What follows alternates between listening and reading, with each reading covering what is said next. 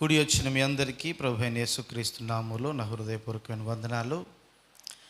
బిడ్డలారా, ప్రభు మనందరినీ ఆశీర్వదించుటకే అనుగ్రహించిన ఈ శుభ తరుణాన్ని బట్టి దేవాది దేవునికి ఎంతో మహిమ చెల్లిస్తున్నాను.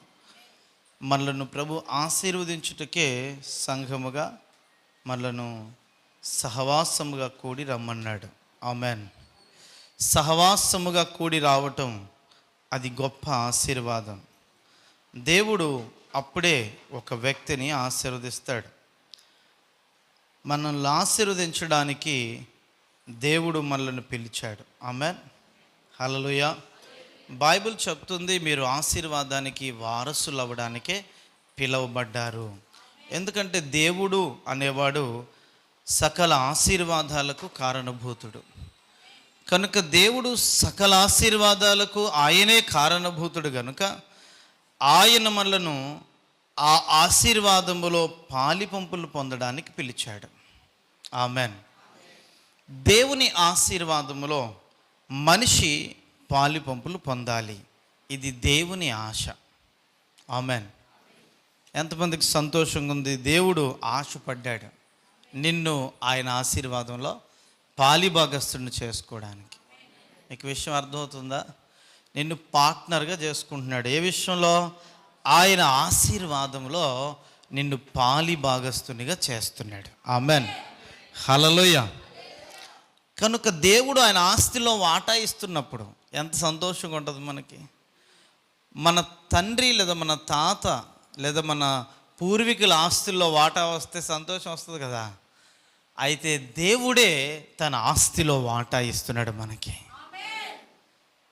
ఆయన సకల ఐశ్వర్యము కలిగి ఉన్నాడు. ఆయనకు తక్కువ అంటూ ఏదీ లేదు. ఆయనకి ఏ కొదువ లేదు. కొదువ ఉన్నందున మనిషిని ఇమ్మని ఆయన అడగలే. ఒక విషయాన్ని అర్థం చేసుకోండి, దేవునికి కొదువ ఉందని మనిషిని ఇమ్మని ఆయన అడగలేదు. దేవుడు ఏదైనా మనల్ని ఇమ్మన్నాడు అంటే అది డబ్బైనా, అది మన సమయమైనా, అది మన ఆరోగ్యమైనా, అది మనం కలిగిన ఏదైనా కేవలం మనల్ని ఆశీర్వదించాలి అనే ఒక ఉద్దేశంతోనే. ఆమెన్. దేవునికి రెండవ ఆలోచన లేదు. మనకు డ్యూయల్ మైండ్ ఉంటుంది, రెండు ఆలోచనలు ఉంటాయి. కానీ దేవుడు అలా కాదు. నా ఆలోచనలు మీ ఆలోచనలు వంటివి కాదు. భూమి కంటే ఆకాశం ఎంత ఉన్నతంగా ఉందో మీ ఎడల దేవునికి, నా ఎడల, మన ఎడల కలిగిన ఆలోచనలు అంత ఉన్నతమైనవి. ఆకాశం భూమి కంటే ఎంత ఎత్తు ఉంది, దేవునికి ఉన్న ఆలోచన కూడా అంత ఎత్తుగా ఉన్నాయి మన పట్ల. మన ఆలోచన గొప్ప కాదు, దేవుడు మన పట్ల కలిగిన ఆలోచనే గొప్పది. అయితే మనం ఒక తీర్మానానికి రావాలి. ఏంటంటే దేవుని ఆలోచన, దేవుని ఉద్దేశం, దేవుడు ఏ ఆశీర్వాదాన్ని ఇవ్వతలంచాడో అది నా జీవితంలో జరగడానికి దేవుడు చేయమన్న దాన్ని నేను చేస్తాను అనే ఒక తీర్మానానికి మనం రావాలి. ఒకవేళ ఆ పాయింట్కి మనం రాగలిగితే దేవుడు మన జీవితంలో చేయాలనుకున్న వాటిని అడగకుండానే చేస్తాడు. ఆమెన్. హల్లెలూయా. నువ్వు అడగని అవసరం లేదు ఆయన్ని. ఆయనకి తెలుసు నీకు వస్త్రాలు కావాలని, ఏ స్థలానికి ఎలాంటి విలువైన వాటిని నువ్వు వేసుకుని వెళ్ళాలో ఆయనకు తెలుసు. ఆయన నువ్వు అనుకున్న దానికంటే శ్రేష్టమైనదే ఇస్తాడు. ఆయన నీకు ఎలాంటి ఇల్లు ఉండాలో ఆయనకు తెలుసు. ఆ ఇంటిలో నీకు ఎలాంటి వసతులు ఉండాలో ఆయనకు తెలుసు. నీ ఉద్యోగంలో నువ్వు ఎంత ఎత్తుగా, ఎంత పెద్ద పొజిషన్లు ఉండాలో ఆయనకు తెలుసు. నీ వ్యాపారంలో నువ్వు ఎలా వృద్ధి చెందాలో ఆయన దగ్గర ప్లాన్ ఉంది. ఆయనని ఏ స్థితిలో ఉంచాలనుకుంటున్నాడో, నువ్వు అనుకున్న ప్రభువా నన్ను ఈ స్థితిలో ఉంచని, కానీ దేవుడు అంతకంటే ఒక ఉన్నత స్థితిని నీ కొరకు ముందుగానే కోరుకుంటున్నాడు. దేవుడు ఒక్కడే మన మేలును కోరుతాడు. ఆయనే ప్రభు అయిన యేసుక్రీస్తు. ఆమెన్. ఆయన ఎల్లప్పుడూ మానవుడి యొక్క మేలును మాత్రమే కోరే దేవుడు. ఆయన కోపగించుకోడు, ఆయన శపించడు. కానీ ఆయన ఒకడు కోరుకుంటాడు, ఆయన నుండి మనం దూరం అవ్వకుండా, మనం ఎప్పుడు విశ్వాసం సన్నగిలినా, ఎప్పుడు మన విశ్వాసం తగ్గినా, ఎప్పుడు మన భక్తి తగ్గినా, ఎప్పుడు మనం ఆయనకు దూరం అవుతున్నా, దేవుడు మనలను ఆయనకు సమీపంగా తీసుకురావడానికి మన జీవితాలలో కొన్ని శ్రమలు అనుభవిస్తాడు. ఆ శ్రమే లేకపోతే మనం దేవుణ్ణి కేర్ చేయం. అయితే శ్రమలు ఆయన దగ్గర నుంచి రావు, మనం ఎంచుకున్న దాన్ని, మనం ఏదైతే చేస్తున్నామో దానికి ప్రతిఫలంగా వస్తాయి. కానీ ఆ శ్రమలో ఆయన సైలెంట్గా ఉంటాడు. ఎందుకు సైలెంట్గా ఉంటాడు కొన్నిసార్లు అంటే, మనకు శ్రమలు వచ్చినప్పుడు మనం కోరుండి తెచ్చుకున్నవి, అపవాదికి చోటు ఇవ్వడం ద్వారా వచ్చేవి, మన నిర్ణయాలు, మన ఎంపికలు, మనం సెలెక్ట్ చేసుకున్నవి మనకు సమస్యలు తెస్తాయి. వాటి వెనక దేవుడు కొన్నిసార్లు మౌనంగా ఉంటాడు. కారణం, మనకు బుద్ధి రావాలని, మనం దేవుని ఎంపికను మనం గుర్తించాలని, మనం దేవునిని గుర్తించాలని, దేవుని యొక్క అవసరతను గుర్తించాలని, దేవుని వైపుగా మనం తిరగాలని, దేవుని దగ్గరికి మనం రావాలని, ఆయనతో ఆ సహవాసంలో, సంబంధంలో నిలిచి ఉండేలాగా ఆయన మౌనంగా ఉంటాడు. కొన్నిసార్లు ఆయన మౌనం మనల్ని ఆయన వైపు నడిపిస్తుంది. ఆమేన్. లేకపోతే మనం ఏం చేస్తామంటే, మనం ఎటు వెళ్ళిపోతున్నామో మనం గుర్తించుకుంటూ వెళ్ళిపోతాం. అందుకే అయితే ఆ శ్రమలు దేవుని నుంచి వచ్చినవి కాదు, అవి మనం దేవునికి దూరం అవడం ద్వారా వచ్చేవి. చాలాసార్లు దేవునికి దూరం అవుతున్న ప్రజలు సమస్యల ద్వారా నీ అవసరత ఉంది అని గుర్తించాలని నేను ప్రార్థన చేస్తాను. ఎందుకు? సమస్య వచ్చినప్పుడైనా దేవుడు నాకు అవసరం అని గుర్తు చేసుకుంటారని. సమస్యలు దేవుడు అనుమతించట్లేదు, సమస్యలు వారు కొని తెచ్చుకున్నవే. కానీ సమస్యలు మనం కొని తెచ్చుకున్నవి మనల్ని దేవుని దగ్గరికి నడిపించటకు ఆ సమయంలోనైనా నీ వైపు తిరిగేలా చేయదేవా, ఆ సమస్యలో కొద్దిసేపు మౌనంగా ఉండు, నీ వైపు తిరిగే వరకు కొంచెం నీ వైపు తిరిగేలా చేయి అని ఎందుకు అడగవలసిన అవసరం నాకు వస్తుందంటే, ఎందుకంటే ఆ తోటలో నుండి ఆ మొక్కను తీసివేయకుండా ఉంచమని వేడుకునేది కూడా నేనే కాబట్టి. అల్టిమేట్గా దేవుడు కోరుకునేది, దైవజనుడు కోరుకునేది ఏంటంటే, నువ్వు ఆయన తోటలో ఫలించి తీరాలి. ఆమెన్, హల్లెలూయా. దాని వెనక ఒక సదుద్దేశం ఉంది దేవునికి. అందుకే చాలాసార్లు ఈ సమస్యల్లో దేవుడు జోక్యం చేసుకోడు. అప్పుడు మనం దేవుని జోక్యం మన జీవితంలో ఎంత అవసరమో మనం తెలుసుకోవాలని ఆయన కోరుకుంటాడు. తప్ప దేవుడు చేసేది. ఒకవేళ దేవుడు మౌనంగా ఉండకపోతే మనం కొని తెచ్చుకున్న సమస్యల్లో కొంతసేపు మనం ఏం చేస్తామంటే, అసలు దేవుని యొక్క ప్రాముఖ్యత, దేవుని అవసరత, దేవుని నడిపింపు, దేవుని నిర్ణయాలతో మనకు పని లేదన్నట్టుగా జీవిస్తాం. అవునా కాదా? కొన్నిసార్లు మన పిల్లలు మన మాట వినరు, మనం ఏం చేస్తాం? రోజు అన్నం వదిలేస్తున్నాడు, పడేస్తున్నాడు అనుకో, ఏం చేస్తావు? ఒకరోజు అన్నం పెట్టుకుంటూ ఉంటే వీడికి అన్నం విలువ తెలుస్తుంది అనుకుంటాం. చాలాసార్లు మనం వారికి కావాల్సింది ఇవ్వకపోతే వారికి మనం ఇస్తున్నది ఎంత విలువైనదో వారు తెలుసుకోవాలని కోరుకుంటాం. అవునా కాదా? నిజాలు ఒప్పుకోండి, అవునా కాదా?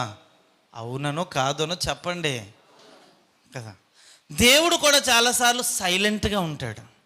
ఆ సైలెన్స్ దేనికంటే, ప్రజలు మరలా ఆయన దగ్గరికి రావాలని. ఆమెన్, హల్లెలూయా. చాలాసార్లు యేసు ప్రభువు జన్మించడానికి ముందుగా, లేదా జకర్యాని తీసుకుంటే, జకర్యాకి బాప్తిజం ఇచ్చి యోహాను పుట్టడానికి ముందుగా 500 సంవత్సరాలు దేవుడు మనిషితో మాట్లాడడం మానేశాడు. సైలెంట్గా ఉన్నాడు. సడన్గా జకర్యాతో దేవుడు మాట్లాడాడు, నీ భార్య ఎలిజబెత్ గర్భం ధరించి కుమారుని కనబోతుందని. ఆయన నమ్మలే. ఎందుకు నమ్మలేదు? దేవుడు అప్పటికే మనిషితో మాట్లాడకుండా మౌనంగా ఉండి 500 సంవత్సరాలు గడిచిపోయింది. అందుకని నమ్మలేకపోయాడు.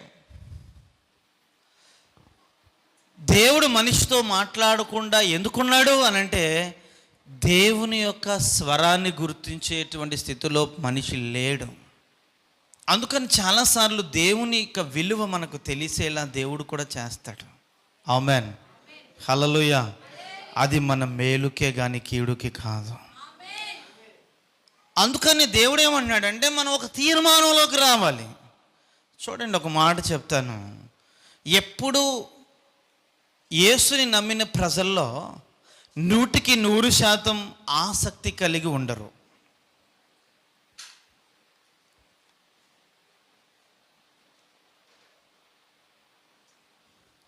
ఎప్పుడు యేసు ప్రభు నమ్మిన ప్రజల్లో అందరూ దేవుణ్ణి ప్రేమించరు. అందరూ దేవుని సన్నిధిని వెతకరు. అందరూ సహవాసముగా అన్ని విషయాల్లోనూ కూడి రారు. అందరికీ సంఘం యొక్క క్షేమాభివృద్ధి అనేటువంటి ఆ ఆలోచన, ఆశ ఉండదు. కానీ ఒకే ఒక వ్యక్తి, సంఘంలో ఒక గుంపు ప్రజలు మాత్రమే దేవుని యొక్క శరీరం అనే సంఘం, దేవుని శరీరం యొక్క క్షేమం, అభివృద్ధిని కోరుకుంటారు. ఆ గుంపు ప్రజలు ఎవరో తెలుసా? వారు దేవుణ్ణి కేవలం ప్రేమించేవారు. ఆమెన్. కేవలం దేవుణ్ణి నిష్కల్మషంగా ప్రేమించేవారు. ప్యూర్ లవ్, చాలా ప్యూర్, స్వచ్ఛమైనటువంటి ప్రేమ దేవుని ఎడల కలిగి ఉన్న ఆ గుంపు ప్రజలు మాత్రమే దేవుని సంఘం క్షేమం, అభివృద్ధిని కోరుకుంటారు. ఆమెన్. ఇది అందరికీ అర్థం కాదు. ఎందుకంటే అందరూ దేవుణ్ణి స్వచ్ఛంగా ప్రేమించడం లేదు. యాకోబు ఆ మాట ఎందుకన్నాడో తెలుసా? మీరు స్వార్థముతో దేవునికి ప్రార్థించే ప్రజలు, అందుకే మీకు ఏమీ దొరకలేదు అన్నాడు. కానీ దేవుడు వెతుకు ప్రతివానికి ఇస్తానన్నాడుగా. కానీ ఇక్కడ యాకోబు అంటాడు, అందరూ వెతుకుతున్నారు, అందరూ దేవుని యొద్ద ప్రార్థిస్తున్నారు, అందరూ దేవుని దగ్గర ఆశీర్వాదం కావాలనుకుంటున్నారు, అందరూ ఆరోగ్యం కావాలనుకుంటున్నారు, అందరూ కుటుంబంగా వర్ధిల్లాలనుకుంటున్నారు, అందరూ అన్ని రకాల దీవెనలు దేవుని దగ్గర కోరుకొని వస్తున్నారు. కానీ ఒక గుంపు ప్రజలతో ఇలా చెప్పాడు, స్వార్థముతో ఆయన వెతుకుతున్న వారికి ఏమీ దొరకదు అని. అంటే అందరికీ ఇవ్వట్లేదు దేవుడు. అందరూ ఆయన ఆశీర్వాదాన్ని సంపూర్ణంగా పొందలేరు. కారణం ఏంటంటే, ఎవరైతే దేవుణ్ణి స్వచ్ఛందంగా ప్రేమిస్తారో, ప్యూర్ లవ్, నేను ఫలానా దానికోసం దేవుణ్ణి ప్రేమిస్తున్నాను కాకుండా, దేవుడు నా కొరకు ప్రాణం పెట్టాడు, ఆయన నాకు నా ఆత్మకు రక్షణ ఇచ్చాడు, నిత్య జీవములో నేను ఉండబోతున్నాను, అదే నాకు జీవితానికి ఆయన చేసింది చాలా ఎక్కువ అని కేవలం ఆయన అనుగ్రహించినటువంటి రక్షణను బట్టి దేవుణ్ణి ప్రేమించేవారు, స్వచ్ఛముగా ప్రేమించేవారు ఆయన కావాలి. ఆమెన్. ఆ ప్రజల దీవెనకి, మిగిలిన ప్రజల దీవెనకి సంఘంలో వ్యత్యాసం ఉంటుంది. గుర్తించండి ఎప్పుడు కూడా. మిగిలిన వారు ఆశీర్వదించబడతారు కానీ అది వేరు. కానీ ఈ గుంపు ప్రజలు ఉన్నారే, వీరి ఆశీర్వాదం వ్యత్యాసంగా ఉంటుంది. కారణం ఏంటి అంటే, వీరు దేవుణ్ణి మాత్రం ప్రేమించేవారు. ఆమెన్. వారి దగ్గర నుంచి దేవుడు ఆస్తి తీసేసుకున్నా, వెండి బంగారాలు తీసేసుకున్నా, ఆరోగ్యం తీసుకున్నా, చివరికి ప్రాణమే అడిగినా ఒకటే చెప్తారు, దేవా నీ చిత్తం నా జీవితంలో జరుగునుగాక. ఈ గుంపు ప్రజలు సంఘంలో పావు వంతే ఉంటారు. 100 మంది ఉంటే అందులో 25 మంది కష్టంగా ఉంటారు. ఇలాంటి వారు దేవుడు అలాంటి వారి పట్ల అత్యాసక్తి కలిగి ఉన్నాడు, స్పెషల్ ఇంట్రెస్ట్ కలిగి ఉన్నాడు. ఆమెన్. వీరిని ఏం చేయాలనుకుంటాడంటే, వారు దేవునికి సంపూర్ణంగా తన జీవితం మీద అధికారం ఇవ్వాలని కోరుకుంటున్నాడు. ఆమెన్, హల్లెలూయా. మనం ఆ సబ్జెక్ట్లోనే ఉన్నాం. దేవుడు సర్వలోకమునకు అధికారిగా ఉన్నాడు. అన్నీ ఆయనవే. ఆయన ఓనర్, యజమానుడు అనండి. యేసుక్రీస్తు యజమానుడు. దేని మీద? అన్నిటి మీద. నా ప్రాణం మీద, చెప్పండి, నా ప్రాణం మీద, నా జీవితం మీద, నేను కలిగి ఉన్న కుటుంబం మీద, నేను కలిగి ఉన్న సమస్తంపై యేసుక్రీస్తు యజమానుడై ఉన్నాడు. యజమానుడైన, ఓనర్ ఆయన. మనం ఎప్పుడైతే మన జీవితంలో మన ప్రాణము సైతం ఆయన ఓనర్ అని గుర్తిస్తామో, మనం కేవలం ఆయన సొత్తు, ఆయన దాసులం, ఆయన గృహ నిర్వాహకులం, అంతే. ఆమెన్, హల్లెలూయా. అన్నిటిపైన ఆయనకు అధికారం ఉంది. ఉందా లేదా? అది మీరే ఇవ్వాలి. ఎవరు ఇవ్వాలి? మనమే ఇవ్వాలి. మనం ఇవ్వకపోతే ఆయన తీసుకోడు అధికారం. యేసు ప్రభు ఎలాంటి దేవుడు అంటే, బలవంతంగా నీ జీవితంలో ఏది చేయలేడు. నువ్వు ఇవ్వాలి అధికారం. ఇచ్చేటువంటి వారు అందరూ ఉండరు. అందుకే మీరు సంఘానికి వస్తున్నప్పుడు విసిగిపోకండి. అందరూ దేవునికి తన జీవితాన్ని ఇవ్వరు, కానీ అందరు ఇవ్వాలనే కోరిక దేవునికి ఉంది. అందరు ఇవ్వరు. కేవలం తన అవసరతల నిమిత్తం దేవుని వెంబడించేవారు ఎక్కువ ఉంటారు. యేసు ప్రభు కాలంలో 70 మంది శిష్యులు యేసు ప్రభుని వెంబడిస్తా, అయ్యా నీకు శిష్యులుగా ఉంటామన్నారు. కానీ చివరికి 12 మందే మిగిలారు. కారణం ఏంటి? స్వార్థముతో దేవుణ్ణి వెంబడించే శిష్యులు. ఈ 12 మంది అలా కాదు, యేసు ప్రభు కొరకు తన ప్రాణాలను అర్పించిన వాళ్ళు. ఆమేన్, హల్లెలూయా. దేవునికి అలాంటి గుంపు కావాలి. వారిని అనేకుల మీద ఆయన నియమించబోతున్నాడు. ఆమేన్, హల్లెలూయా. అలాంటి వారిని యోసేపు వలె బహుమందికి ఆశీర్వాదకరంగా మారుస్తాడు. ఆమేన్. అనేకులకు ఆహారం పెట్టేవారిగా మారుస్తాడు, అనేకులకు అండగా నిలబడేవారిగా మారుస్తాడు, అనేకుల మీద ఆయన నాయకులుగా నియమిస్తాడు. హల్లెలూయా. దేవుడు అలా సమర్పించుకున్న వారిని ఊరికే వదిలిపెట్టేవాడు కాదు, వారికి స్పెషల్ స్టేటస్ ఇస్తాడు. ఆమేన్. ఏపీ గవర్నమెంట్కి, రాష్ట్ర ప్రభుత్వానికి ఒకవేళ మన యొక్క సెంట్రల్ గవర్నమెంట్ హోదా ఇస్తుందో ఇవ్వదో కానీ, యేసు మాత్రం ఆయనని ప్యూర్గా లవ్ చేసేవారికి, ఆయన స్వచ్ఛందంగా ప్రేమించే వారికి, ఆయన కొరకు తన ప్రాణము సైతం అర్పించడానికి ఇష్టపడే వారికి స్పెషల్ స్టేటస్ ఇస్తాడు. ఆమేన్, హల్లెలూయా. తప్పకిస్తాడు. ఆ స్పెషల్ స్టేటస్ నీకు కావాలా వద్దా, అది నీ నిర్ణయం, నీ ఎంపిక, నీ చాయిస్. ఆయనేం బలవంతంగా చొరబడడు. మరలా చెప్తున్నాను, సంఘానికి వచ్చే ప్రతి ఒక్కరూ వాక్యం కొరకు ఆసక్తి కలిగి ఉండరు. అందరికీ దేవుడు చేసు కార్యాల మీద ఆసక్తి ఉండదు. అందరికీ సాక్ష్యం ఇచ్చి సువార్త చెప్పాలని ఆశ ఉండదు. అందరికీ నేను దేవుడి నుంచి పొందిన దానికి కృతజ్ఞత కలిగి ఉండాలనే భావం ఉండదు. కనుక మీరు అభ్యంతర పడకండి. అందరూ అట్లా ఉంటే ప్రభు ఆల్రెడీ వచ్చి ఉండేవాడు. సంఘములో ఎప్పుడు మన వంతు మనం ఏ స్థాయిలో ఎదుగుతున్నాం, ఏం చేస్తున్నాం అనే దాని మీద మనం కాన్సన్ట్రేషన్ చేయాలి. ఆమెన్, హల్లెలూయా.